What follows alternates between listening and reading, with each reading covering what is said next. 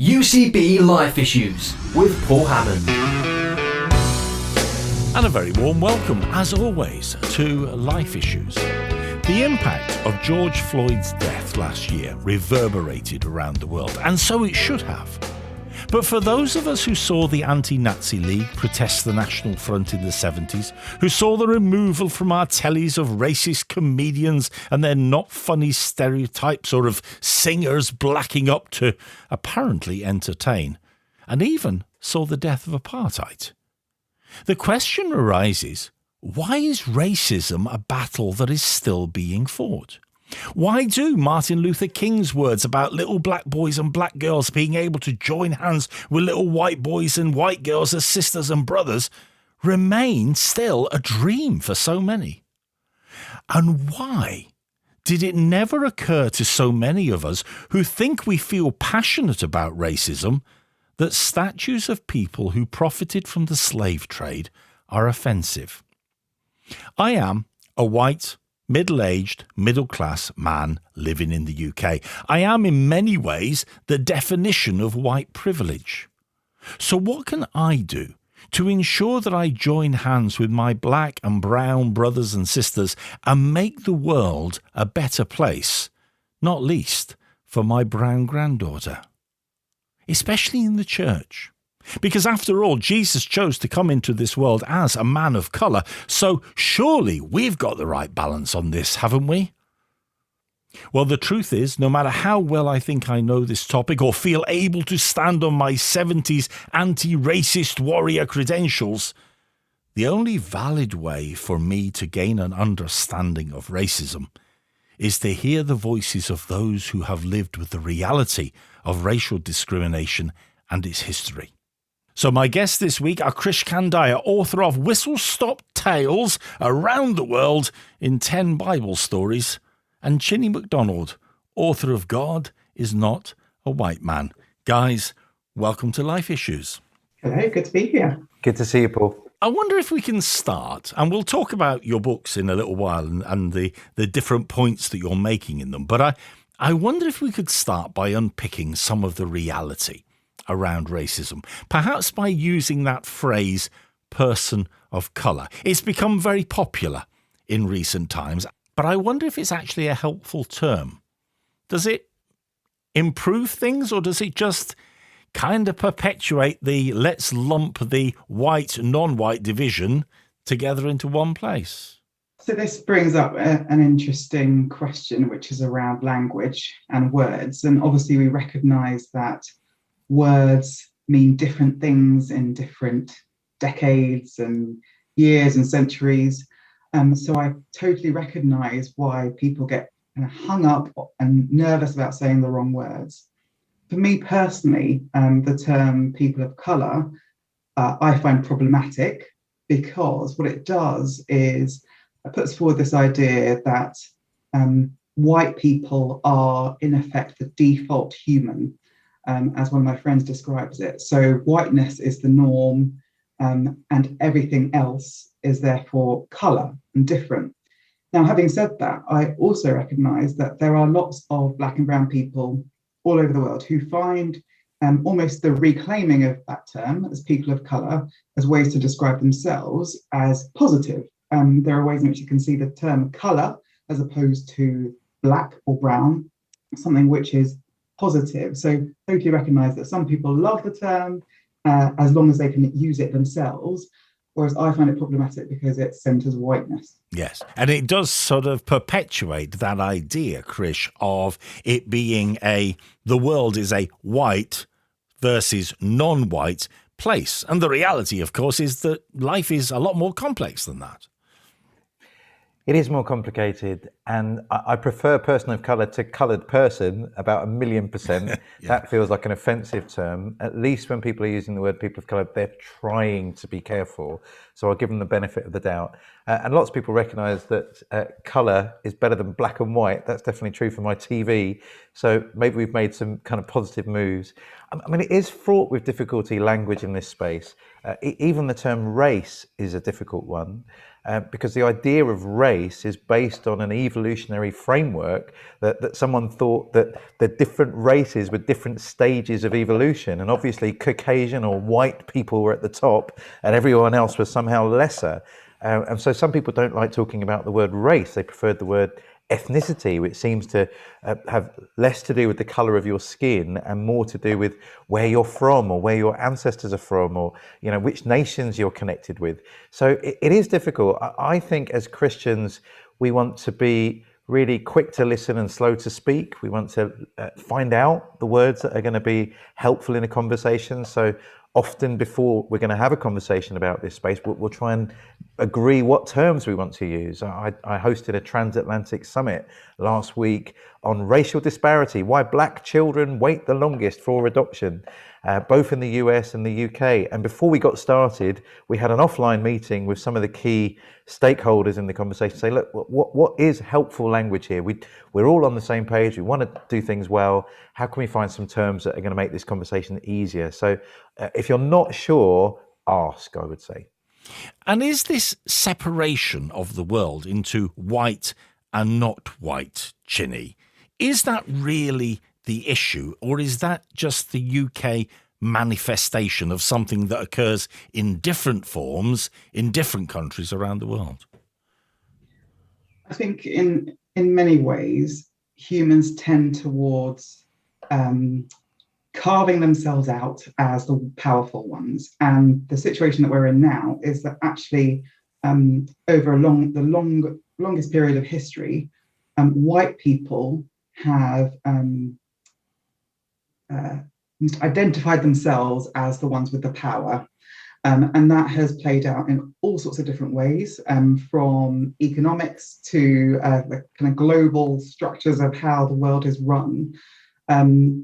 It's often about power. So in those contexts in which most of the people in a country are black or brown, and then you get kind of colorism and racism and that same kind of separation in order that some groups might have power, that reflects the way that the UK does it. However, the problem in that context is that if a white person walks into that situation, within those countries where the people are predominantly black and brown, it is in those spaces that the white person is still seen in that context as the one who is most powerful, because there is this global narrative of whiteness as dominant in the global north and Europe and America, as in some ways holding power. So for me, it is about power, and you'll find discrimination and racism and prejudice in every single context in the world because of sin, which makes us want to cause division, keep some people out and keep ourselves in. But I don't think it is fair to say that every context has their different issues, when actually in even those issues, in even those contexts, whiteness is still dominant and seen as the one with power. And that is a staggering thought, Krish, that you go to somewhere in the world where white is not the predominant colour, and yet it's still the case that almost the cultural perspective globally is that a white person walking into that situation carries with them an imagery that enables racist behaviour. I think there are lots of different factors, as Chine mentioned, that we try to carve ourselves up. So even though I'm not a white person, when I'm in another context, particularly, let's say, one involving poverty, as a Westerner, I'm given privilege in that context, maybe because of my language, maybe because of my education, maybe because of where I was born. So racism is one facet of the way in which we've unhelpfully, sinfully divided the world. I remember when I was at secondary school, I went to an all-boys comprehensive school in Brighton. It was so illustrious, they've bulldozed it down. So I have no pedigree when it comes to education. But it was weird, right? We're all in the same class at school, and the tall boy, we called him lanky.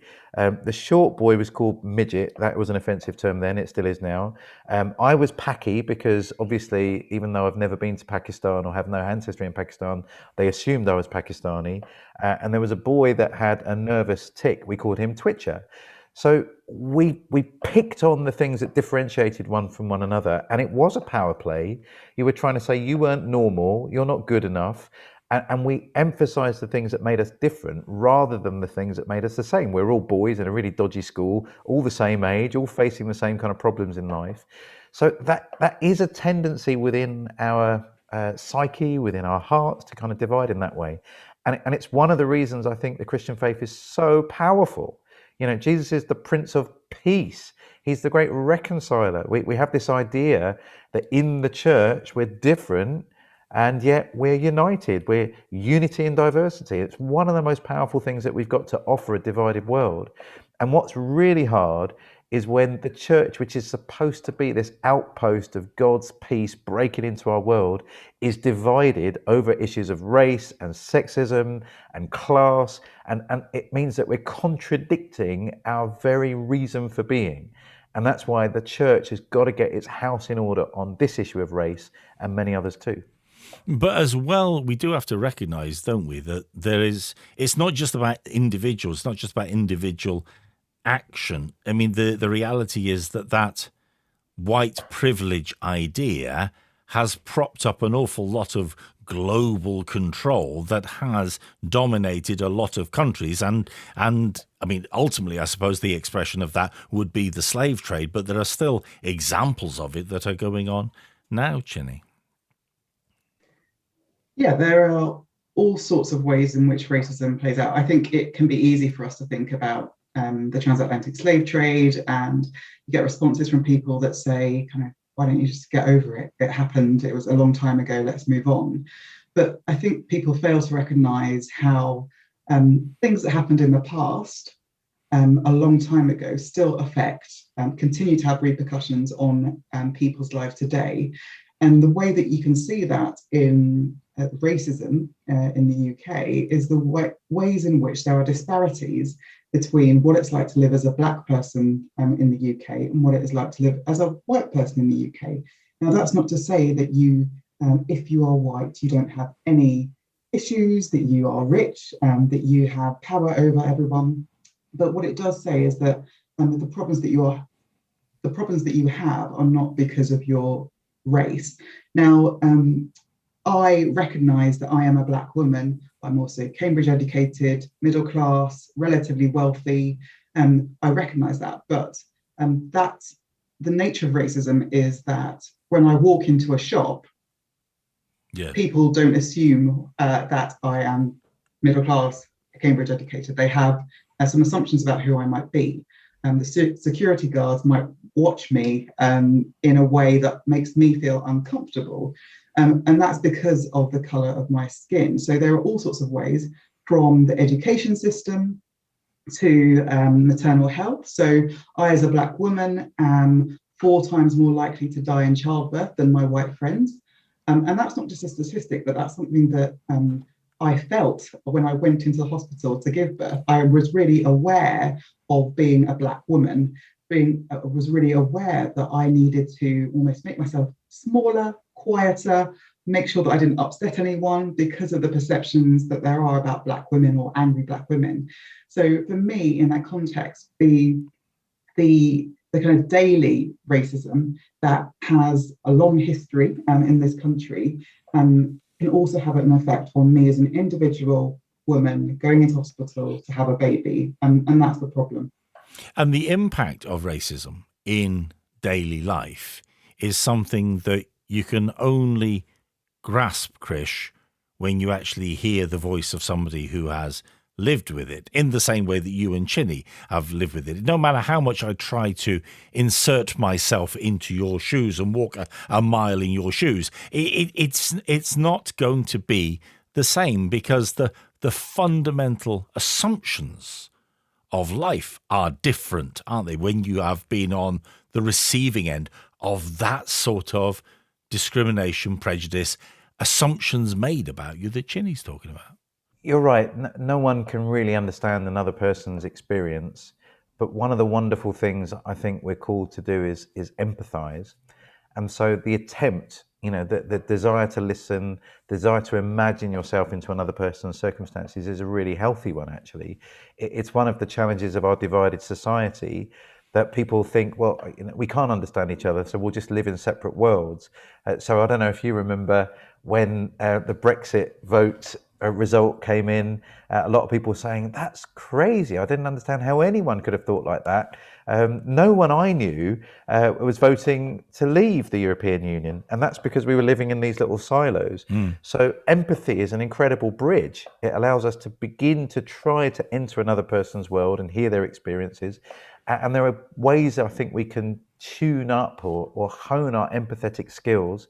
And first one is listening. And so conversations like this are really helpful. And I'm really pleased, Paul, that you're having this conversation. And I know you've found some of the framing of the conversation difficult. And thank you for going through that discomfort so that we can have that conversation. You'll help a lot of people as a result. I think reading widely will help as well. There's some fantastic books out there. I'm hoping we're going to get to talk about Chine's book soon. I'm a big fan of it. But again, helping you to see the world through another person's eyes, and books are a great way to do that. Films, there was a fantastic series called Little Acts, which helped us understand the experience of particularly the Windrush generation coming to the UK, how they felt about engaging with institutions like the police or education. And again, that empathy builds something in us, and hopefully a desire to make a difference and to work for a more just and fair world. So you're right, nobody can fully understand anyone else. Nobody's in my head in the same way that I am, but empathy is part of our calling, and it's a great way we can build bridges.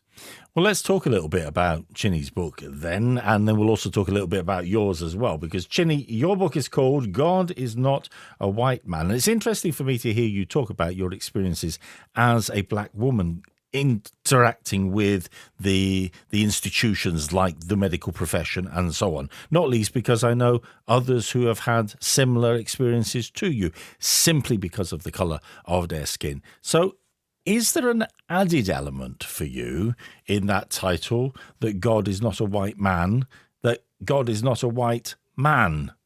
That is an element in there as well? Oh, absolutely. I love it when people respond to the title of my book by saying, well, and God is not a man. I was like, well, yes, that is in the title. So my book challenges mainly racism that I think is pervasive in the church, but also patriarchal structures which suggest that not only is whiteness best, but white maleness is best. So the impacts, therefore, of for me as a black woman, who is the opposite of both of those things, and like Krish has spoken about, that kind of hierarchy of being. If you have white men at the top, then it's white women, and then everything in between, and then black men, and then black women. So Malcolm X talks about the black women being most disrespected. Zora Neale Thurston, the writer, talks about black women being the mule of the world. So there's all sorts of different prejudices that black women experience. But I think my book is also, while it's called God is Not a White Man, I think the other side of it is that white men are not gods. So that challenge of whiteness and maleness in every area of society, but also the church, from depictions of what God looks like to how Jesus looks, as well as our kind of white-centered theology and practice within our churches as well. And the writing of the book comes out of your own experience of living as a Christian woman in the UK and seeing the echo of wider society's racism being pushed back to you from the church.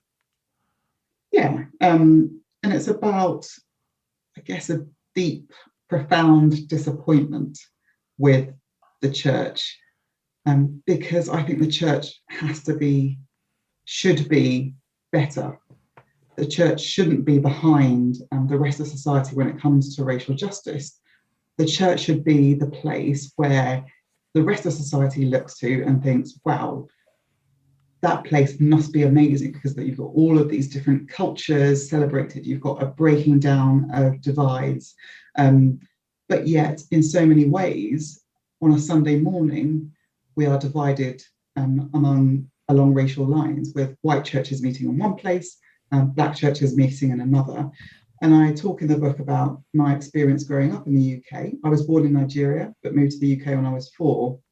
And I remember arriving at churches in leafy suburbs in the southeast and in the home counties. And there was one particular occasion turning up at the church in Hertfordshire as a family of 5, a black family. And we turned up, and the woman at the door said, "Oh, welcome.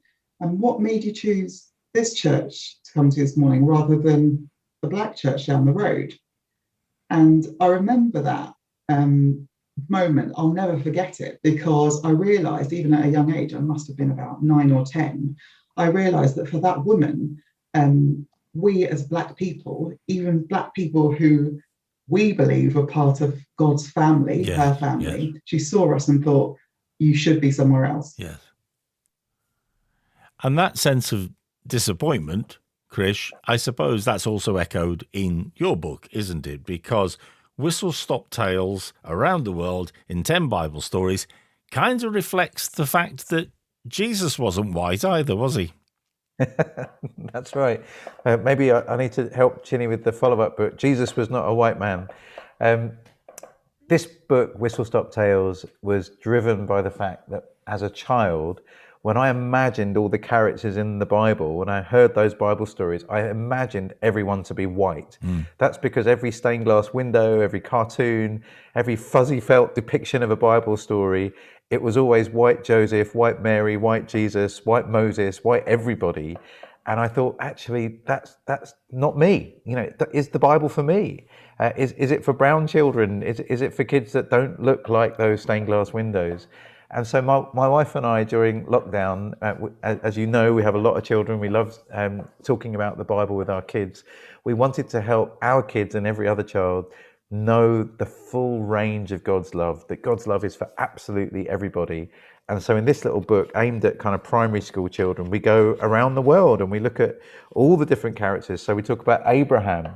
That's the tale of the intrepid Iraqi who had a lot to lose, or the princess, the tale of the extraordinary Egyptian who chose to go against the flow. Ruth, the tale of a giant-hearted Jordanian who went the extra mile. Naaman, the tale of the Syrian supervillain who had a dangerous secret. There's 10 stories, and through it we get to travel right around the world. And maybe in lockdown, many of us are not going to go on an international holiday, but with our imaginations we can travel around the world, and we can enjoy and encourage our kids to enjoy the Bible as they do so. But of course, both of you are talking in these sorts of terms, and you're writing in these sorts of terms because of your experience of racism, because of your experience of discrimination, because of your experience of prejudice, and to highlight the fact that we need to be thinking about it. We need to be honest about it. So we hear the phrase in society about institutional racism. If the church is to actually provide an answer to this, is the church in the UK institutionally racist? Well, Panorama asked that question very recently, and the Reverend Aaron Aurora, who kind of heads up an important race discrimination panel for the Church of England, thinks it is, and there's stuff that the church needs to do to fix that.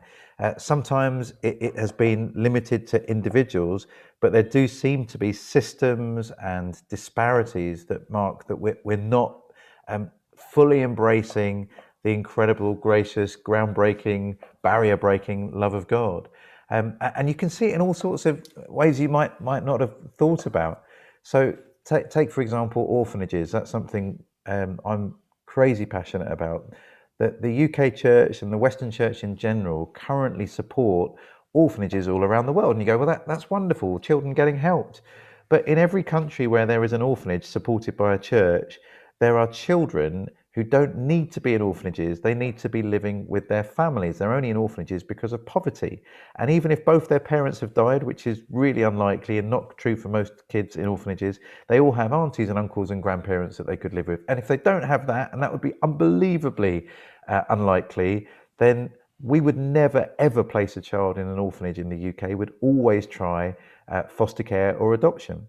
But the mindset is we don't think these local people have the capacity to care for their own children. So we need to do that for them. And that's a colonial mindset. That's a superiority complex that says we don't trust local people to raise their kids. And I wish I could tell you that's just in certain parts of the world, but we've done it all around the world. I don't know if you followed the story recently of these institutional schools in Canada, where they found 500 children's dead bodies buried in the gardens of some of these places. And those schools were set up by churches, not just the Catholic Church, other denominations were involved too, in league with the government. And the whole point of them was to get rid of Aboriginal and Indigenous cultures because they were seen to be backward. We wanted to kill the Indian but preserve the person. And so therefore we removed kids from their families and tried to breed them out by, getting them adopted or put into white families. And I wish I could tell you that was hundreds of years ago. Actually, some of those schools in Canada only ended in the 70s, 1970s. So this is an ongoing problem about how we look at the world as churches, and it affects how we behave here, but it also affects our international development work and our support of orphanages and all sorts of places. So do we have to, Chine, really identify and be willing to face up to the fact that there are structures, and not just structures within the education system or within the justice system or within in medicine and so on, but there are structures within the church which actually, I hesitate to say it, perpetuate a racist. If they don't perpetuate overt racism, they perpetuate mentalities that feed into racist ideas. Absolutely. They do perpetuate. And that's part of the disappointment, again, is that instead of being separate and different to the rest of society, which might be structurally racist, in some ways, it's the church's approach and the church's superiority complex, or the Western church or the European church, which has fed into other parts of society. So I work in international development, and there are so many ways in which development, which is a sector that is asking lots of questions about decolonizing and our own mindsets. But in so many ways, development is similar to the missionary movement, which is this idea that Christianity is a gift from Europe to be bestowed on the savages of the world. So we go into all these different cultures and we bring the good news of the gospel, but what we're bringing is Europeanness, so-called enlightenment. I think about my great-grandfather, who was a priest in the Church of England, and he used to run, with my great-grandmother, a school for Christian wives. This was in the kind of 1940s and 50s. And what it would mean was that Nigerian women who were about to get married would come and stay with my great-grandparents and learn what it was to be a good Christian wife. But in essence, what that meant was they taught them how to drink tea out of china cups, how to bake cakes, and all of the stuff which is really Englishness rather than Christianity. So there's so many ways in which the colonization, white superiority has been intertwined with Christianity and with the Western church, and that still happens today. From the theologians that we quote on Sunday mornings to the ways that we view the world as Christians. But does it really still happen today? I mean, because I identify with what you're saying. I remember being at Bible college in the late 70s, early 80s, so maybe 79, 80, and somebody coming from a missions organisation and a white missionary coming and saying exactly that, saying that what we do is we go in and we rob people of their culture rather than bring them the reality of the gospel within their culture. And we impose our Englishness on them. But, that was back in the 70s, Chine. I mean, surely we understand it better now. Surely we don't do that sort of thing anymore. Oh, we definitely understand it better, and there are questions being asked. But I think in some ways it's just shifted. So if you think about young white Christians going on mission trips abroad and sharing images on social media of them, with their arms around a load of brown children. And sometimes I wonder whether the way that we view the other, or the cultures and the communities that we're going to visit whether we would feel comfortable if those were our own children or our own white children, if someone was coming and taking pictures of them in that way. So I think there are lots of questions being asked about the shape of the missionary movement and what contextualization of the gospel means in those contexts. But it's quite slow, the change, and we can't pretend like it's all sold and we're totally over it. There are lots of vestiges. Think about the Anglican Church, right? I think it's 80 million people around the world are part of the Anglican Church. But where is the home of the Anglican Church? Who's the head of the Anglican Church? It's always going to be an Englishman, isn't it, in Lambeth Palace? And I'm a big fan of Archbishop Justin Welby. I think he's brilliant. But the structure still exists. It's a colonial structure that's still based over here. Think about music. So I've travelled, by the grace of God, to many different countries in Africa, America, the Americas, Asia, Australasia. We're all singing the same songs. And you might think that's great, but actually it's all one-way traffic, isn't it? It's Western songs that we've marketed to the free market of the global church. Hillsong's got a lot to answer for, Krish. It's not just, well, Graham Kendrick started it, you know. I'm not having a dig. I'm just saying we have this idea that West is best and the rest just need us. There was a group called the Gospel Coalition. They had this, there's another kind of famine in the world. It's because Africans don't have enough North American theological books. I'm going, good grief. I think it needs to be going the other way. You know, there's loads of things that my brothers and sisters in Uganda and Kenya and South Africa have got to say to help us deal with our own challenges. So there is still this mindset, West is best, and they just need to hear it from us. Can we just draw this down to a sort of an individual level as well, though? Because ultimately, you know, the structures and so on, I get what you're saying, and I agree with you, but ultimately, for most of us, it's about how we behave and how we think and how we deal on a day-to-day level. And there is a quote from a certain Krish Kandiah. You may have heard of him, Chine. And he said this, that the church has an attitude that the best way to be is colourblind. Now, this idea, Krish, that people don't see, I don't see colour, I only see the person. I understand the motivation behind it, but there's something in me that kind of thinks that's denying the reality of the issue, but it's also denying the reality of the person when you think and talk like that, isn't it? I agree. It's well intended. I want to believe the best about someone that says something like that. I think it's well intended, but as a result, some really negative consequences. So, you know, you're refusing to acknowledge a part of my identity, who I am. We're also refusing to recognize that there is an imbalance in the world, that people from different ethnic backgrounds are treated differently to white people. So we're refusing to see that challenge. It's a little bit like standing outside of church one morning, your church building, and someone in a wheelchair turns up and you say, we don't see disability here. And you go, I kind of know what you mean. You're trying to say something positive, that we're all the same, that, you know, that we're all equal in the eyes of God. But actually, if you don't see my disability, the chances are you haven't thought about access. You haven't thought about how I can get into the building, what I can see. You haven't made provision for me. You've ignored an essential part of who I am. So I'm nervous about people talking about colour blindness, however well-intentioned it might be. What do you think, Chine?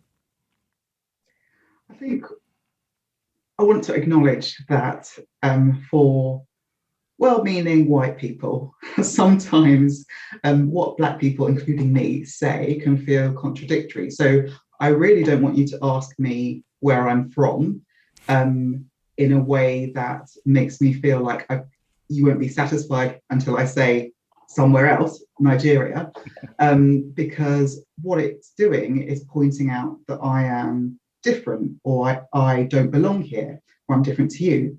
I also don't want you to be colorblind to me, because I want you to notice that I am a Black woman. So I understand the kind of contradictory nature of that. And that's because these issues are complex. And I think it's partly about the choice. So I don't want, if I answer your question, where am I from, and you're not satisfied with the answer, then that is you making a decision about what I want to say. I think people think that saying that they are colorblind is equal to saying that they are not racist. But by saying they're colourblind, what this betrays is actually an underlying sense that to see someone's colour as brown or black is automatically negative, because blackness and brownness is bad or wrong in some way or different. So people choose not to see that as if it's a positive. I remember speaking at a church a couple of years ago, and I was speaking on race, as I do, race in the church. And in the Q&A afterwards, someone said to me, well, if I was listening to you on the phone or the radio, I wouldn't even know you were coloured. Oh, dear. I thought, oh, wow. I think what she meant was I sound British, and therefore sounding British is a good thing, better than sounding in some ways from somewhere else. But it's all part of that kind of sense of colourblindness and not hearing and thinking that we're all the same. That's not what we're trying to say. What we're trying to say is don't discriminate against us because we look different. But is the core problem there then that very often white people, white Christians, talking to you about you? I mean, I would say what we should be doing is recognizing who each other are and recognizing the different facets of each other and being interested in hearing the other's voice. So you, Chine, as a black woman living in the UK, having come from Nigeria as a child, lived in the UK all your life, having gone through all the things that you've gone through, if I am genuinely interested in you, I'm interested in you as a whole. I'm interested in hearing your voice as a whole. Krish, I'm interested in hearing how your experience growing up with a different religious perspective and then coming to faith, how that thing unpacks. And what we need to be doing is respecting the individual and valuing the individual. Does that make sense, Chine? I would say, while you might be interested in finding out about the individual person, you have to recognise that that individual person has agency. And I might not want to talk to you about all of those things. So you might need to just wait until I bring it up. So I've made a conscious decision never to ask anyone where they're from, whether that is a taxi driver or someone I meet who's got a northern accent, because I recognise the sensitivities that there might be about that person's identity, that they might not want to tell me their story. By me saying to someone with an accent, where are you from? What I'm saying is, oh, I detect that you're different in some way. And it might be an immigrant person who has lived in the UK for 40 years and they are ashamed about their accent. And I draw attention to that. And I feel like you just need to wait for people to be ready to tell their own stories. Show them signs that you are open to hearing those, but don't kind of force people to share their stories before they're ready. Yeah, absolutely. So as you say, open, but not assuming you have the right to demand the story, Krish. Yeah, exactly right. Give people the opportunity to disclose what they want to say. It's hard though. I recognise that.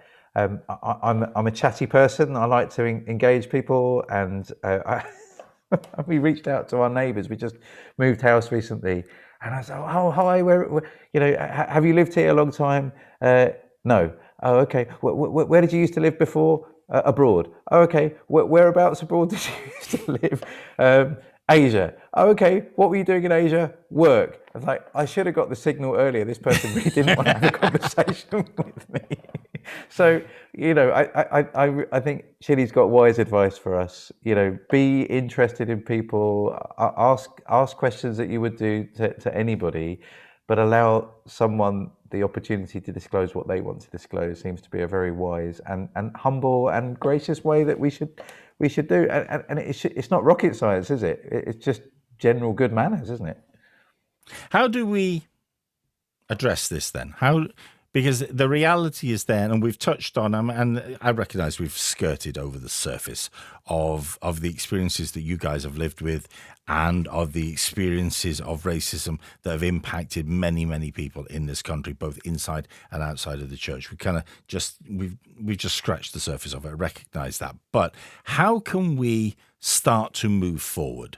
How can we take what, I'll be honest with you, were my hopes and dreams in the 70s and 80s that actually this was actually being addressed? How can we take the fact that we are still having to debate and think about racism now? I hear you, Paul, and in one sense that there's real sadness there, isn't there, that we haven't moved further.